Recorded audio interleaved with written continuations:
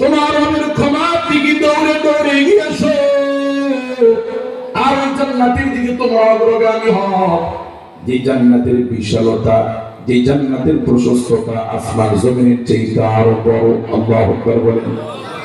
কাজী মুমিন, আপনি যদি আল্লাহর জান্নাতে যদি যেতে পারেন, আপনার বাড়িটা যদি জান্নাতের মধ্যে সবচেয়ে ছোট জান্নাত হয়, এই জান্নাতের আয়তন আসমান জমিনের চাইতেও বেশি বড় হবে।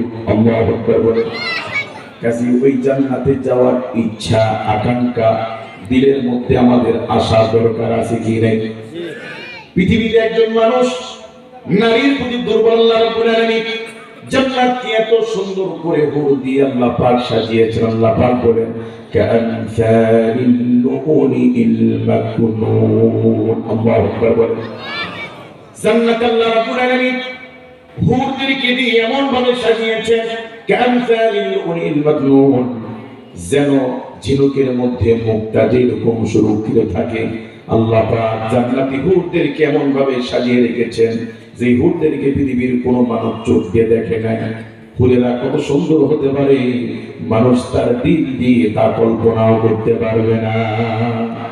কাজে এমন একটি জান্নাতে যাওয়ার ইচ্ছা আমাদের থাকা দরকার আছে কি না? ওই জান্নাতে যেতে হলে লাগবে ঈমান। বলেন কি লাগবে? এখন ঈমান কি? আমরা তো ইসলাম